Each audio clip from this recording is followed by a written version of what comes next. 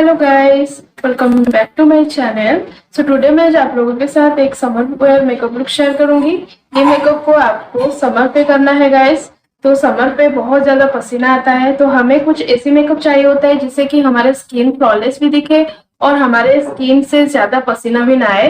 तो उसके लिए मैं आज एक मेकअप लेके आई हूँ। ये नो फाउंडेशन का मेकअप है गाइस। इससे मैं आज फाउंडेशन यूज नहीं करूंगी, मैं ओनली कॉन्सीलर से मेकअप लुक क्रिएट की हूँ। सो वीडियो शायद बहुत ही ज्यादा हेल्पफुल होगा आप लोगों के लिए। तो वीडियो को एंड तक देखो, स्किप मत करो। और ये जो मेकअप मैं की हूँ, इसी मेकअप को मैं दिखाऊंगी आज, तो इसे एंड तक कंटिन्यू करो। एंड वीडियो को स्टार्ट करने से पहले जाके मेरे चैनल को सब्सक्राइब कर दो एंड बेल बटन को भी क्लिक कर दो। So let's start the video.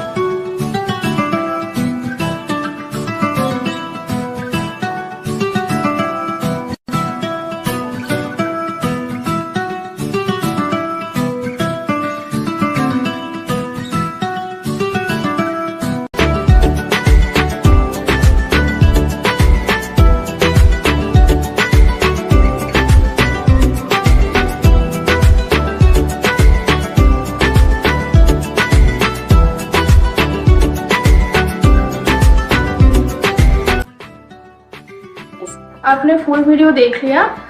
तो मैं इससे पहले भी बहुत सारे मेकअप वीडियोस और बहुत सारे हॉल्स वगैरह बना चुकी हूँ। अगर वो वीडियो आप लोगों ने चेक नहीं किया है तो मैं डिस्क्रिप्शन में प्लेलिस्ट डाल दूंगी, आप लोग डेफिनेटली जाके चेक कर लेना।